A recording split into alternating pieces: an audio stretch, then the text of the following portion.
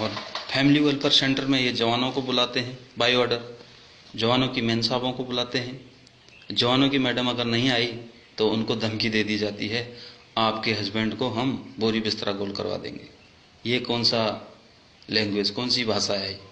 आप जवानों की मैडम, जवान ने किसी कारणवश अपनी फैमिली रखी है, अपने बच्चे रखे हैं, किसी समस्या की वजह से घर में हालात ठीक नहीं है या कुछ दुख बीमार है, चलो मिलिट्री हॉस्पिटल में इलाज हो जाएगा, जवान लाता है अपनी परेशानी से, लेकिन उसको फैमिली वेलफेयर सेंटर में स्ट्रेच किया जाता है, क्योंकि इनकी मेन साहब लोगों को भी कमांड करनी है। इनकी मेन साहब लोगों को कमांड करने के लिए चाहिए, क्योंकि घर में खाना बनाने के लिए जवान है, जूता पॉलिश करने के लिए जवान है, घर की सफाई करने के लिए जवान है। 20 से 25 से 30 जवान तक इनके घरों में लगे रहते हैं, जो कि एक सबसे बड़ा घोटाला है, सबसे बड़ा भ्रष्टाचार है। इस पर कोई नज़र नहीं रख रहे लोग, इस पर कोई बोलने को खुश नहीं है, लेकिन हम बोलेंगे, हम छोड़ेंगे नहीं। इनकी मेन साहबों की जो दादागिरी सेना में चल रही है अफसरों की, इन अफसरों ने अपनी मेन साहब लोगों को आगे कर रखा है। कहीं भी अगर कोई वीआईपी अफसर आता है तो जूनियर अफसर अपनी मेन साहब को, लोगों को वहाँ रिसेप्शन में भेज देंगे। इस प्रकार से इन लोगों ने अपनी एक यूनिटी बना रखी है। सीनियर अफसर से जूनियर अफसर तक सब एक हैं, ये मिले हुए हैं। इन्होंने सेना के अंदर फैमिलीवाद फैला रखा, परिवारवाद फैला रखा है। सेना में, सेना की कार्रवाई में इनके परिवार का कोई भागीदारी होनी नहीं चाहिए। इनके परिवार का क्या मतलब है सेना में? इनके परिवार, इनके बच्चे, इनकी फैमिलियाँ, इनकी मेन साहब लोग यहाँ कमांड कर रही हैं, उनका चल रहा है यहाँ वो बोलेंगे वो होगा। वो किसी को जवान को बोलेंगे इसको वहाँ भेजो, तो साहब अफसर उसी को वहीं भेजता है। क्यों? इन मेन साहब लोगों का बोलबाला है सेना के अंदर। सेना तो इन मेन साहब लोगों की उससे चल रही है। कहाँ से सफल हो सकती है? कहाँ से सक्सेस हो सकते हैं हम लोग? इनकी फैमिलियाँ कमांड कर रही हैं, जिनको कि फौज के बारे में कुछ पता ही नहीं है। वो जवानों को ब्लडी बोलती हैं, उनको सलामी मारनी पड़ती है, उनको सलूट मारना पड़ता है मेन साहब लोगों को। ऑफिसर बोलता मुझे मारो मत मारो, मेरे मेन साहब को सलूट मारो। तो ये कौन सा काम करवा रहे हो आप हमसे? हम आपकी मेन साहब को सलूट मारे तो आप भी मारो हमारी मैडम को सलूट। आप हमारी मैडमों को वहाँ फैमिली वेलफेयर सेंटर में डांस करने को बोलते हैं, आपकी मेन साहब लोग हंसती हैं। आपके बड़े सीनियर अफसर आते हैं, जूनियर जवानों की मेन साहब वहाँ डांस कर रही हैं, नाच रही हैं। ये कौन सा तरीका है आप लोगों का? क्यों इतना परेशान कर रहे हो जवानों को? ये फैमिली वेलफेयर सेंटर क्यों चला रहे हो आप लोग? दादागिरी दिखाने के लिए, जवानों को चक्कर कटाने के लिए? उनकी मेन साहब लोगों को क्यों परेशान कर रहे हो? वो कोई इलाज के लिए आए हैं, कोई प्रेग्नेंट है, किसी के घर में समस्या कुछ है, और यहाँ आप लोग बाय ऑर्डर उनको तंग कर रहे हो।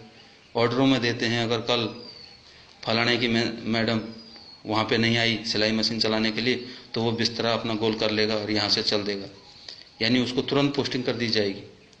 इनकी फैमिलियों की, इनकी मेन साहब लोगों की ऐसी पावर चल रही है यहाँ पे।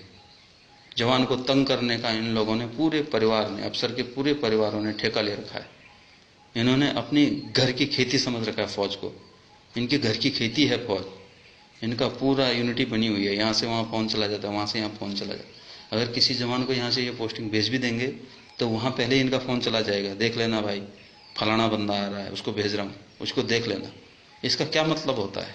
इसके मतलब जवानों को अफसरों से खतरा है, जवानों को अफसरों से खतरा है। इनकी यूनिटी बनी हुई है, जवान कुछ बोल नहीं सकता इनको, अपने हक की लड़ाई भी जवान नहीं लड़ सकता। इनकी मेन साहबों की चमचागिरी करो, इनके लिए गाड़ियां लागू हैं। एक फ़ोन करती हैं, 2 सेकंड के अंदर इनके पास गाड़ी पहुंच जाती है। ऐसी हालत कर रखी है इन्होंने फौज की। यह हालत है आज सेना की। जवान गाड़ी मांगेगा, नहीं मिलेगी। जवान को गोली भी लग जाएगी ना, तब भी गाड़ी नहीं मिलती। मरने दो बोला, शहीद हो जाएगा। लेकिन मेन साहब बोलेगी मेरे पेट में दर्द है, तो 2 सेकंड में गाड़ी आ जाएगी। इनकी मेन साहब को प्रियोरिटी है, जवान को प्रियोरिटी नहीं है। जबकि हकीकत में भारत सरकार जवान को दे रही है, इनकी मेन साहब लोगों को नहीं। लेकिन यहाँ चल रहा सारा उल्टा, सिस्टम पूरा उल्टा चल रहा। आप क्लोथिंग में देखो, क्लोथिंग में कितना घोटाला है। हम पूरी क्लोथिंग खरीद के पहन रहे हैं, एक भी कपड़ा हमारा स्टोर का नहीं है, सरकारी नहीं है, सारा खरीद के पहन रहे। तो फिर ये क्लोथिंग इशू हो क्यों रहा है? ये घोटाला नहीं है? इसकी जांच नहीं होनी चाहिए? जब हमारे पहनने में वो सामान आ ही नहीं रहा है क्लोथिंग वाला, तो क्यों इशू कर रहे हो? बेफालतू का क्यों खर्च कर रहे हो? गवर्नमेंट को क्यों नुकसान में डाल रहे हो? गवर्नमेंट का क्यों खर्चा कर रही थी जब हमने कोई पहनना ही नहीं? हमने अगर कोई सरकारी पहन भी लिया तो अफसर उस पर उंगली उठा देता है, ये कौन सा कपड़ा है तेरा? तो क्यों हमें इशू कर रहे हो आप? जब हमने वो क्लोथिंग पहनना ही नहीं है तो इशू क्यों कर रहे हो हमें? बेवकूफ बनाने के लिए, गवर्नमेंट पर चूना लगाने के लिए सारे मिले हैं, सब घोटाले हो रहे हैं। क्लोथिंग पे भी घोटाला हो रहा है। जवानों का ये जो क्लोथिंग मिलता है ये बंद होना चाहिए, उसके बदले जवानों को पैसा दे दिया जाना चाहिए। खाने पे घोटाला है, वहां से राशन आउट हो रहा है। जवानों को आप राशन का, क्लोथिंग का पैसा दे दो, जवान अपना खा लेगा। सिविल बंदों को भी रोजगार मिलेगा, कहीं कैंटीनें खुलेंगी, और हम अपना, जहां हमें 200 रुपये मिलेंगे खाने का, हमारा खाना 100 रुपये में हो जाता है। बाकी का खाना ये आउट कर देते हैं, बेच देते हैं, पैसे ले लेते हैं, पैसे खा जाते हैं, सारे घोटाले में लिप्त हैं। लोग बोलते हैं सेना में घोटाले नहीं होते, तो सबसे ज्यादा घोटाले सेना के अंदर होते हैं, ये दावा कर सकता हूँ, क्योंकि इनको पता है यहाँ मीडिया आएगी नहीं, जवान मुंह खोलेगा नहीं, अनडिसिप्लिन में फंसा देंगे। सबसे ज्यादा भ्रष्टाचार यहाँ है, सबसे ज्यादा घोटाले यहाँ हैं। तो इसके लिए हम काम करेंगे, निश्चित ही ये सब बंद करना होगा। जो अंग्रेजों के समय से चला आ रहा सेना के अंदर, जो मिलिट्री लॉ सन 47 से पहले उस टाइम गुलामी का मिलिट्री लॉ चल रहा है, उसे खत्म किया जाएगा। और जवानों से जो गुलामी कराई जा रही है, जो अफसर कर रहे हैं, जवानों का अत्याचार कर रहे हैं, जवानों का शोषण कर रहे हैं, अपने सारे निजी काम जवानों से करवा रहे हैं। और जब पूरे जवानों को निजी काम में लगाओगे तो जो हमारा असली काम है उसे तो हम भूल ही जाएंगे ना। इसीलिए हम कहीं सक्सेस नहीं हो रहे, कहीं ऑपरेशन हमारे सक्सेस नहीं हो रहे, मुठभेड़ में हमारे जवान शहीद हो जाते हैं। जो एक हफ्ते हथियार चला के मिलिटेंट आता है वो हम पर हैवी हो जा रहा है। हमारा जन्मजात काम है हथियार चलाना, गोली चलाना, वो हम पर हैवी हो जा रहा है। क्यों?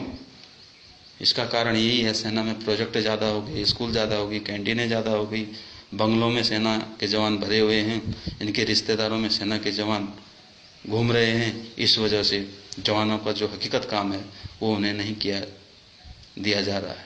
इस वजह से वो उस काम को भूल के और वहाँ जब जाते हैं तो धोखा खा जाते हैं। तो ये सब चीज़ें, सेना का निजीकरण बंद होना चाहिए। सेना का जो ये अपना फैमिलीकरण कर रखा है इन्होंने सेना का, ये बंद होना चाहिए। सेना के जवानों से सिर्फ सेना का काम कराया जाना चाहिए। ऐसा मिलिट्री लॉ बनना चाहिए, संशोधन होना चाहिए मिलिट्री लॉ में।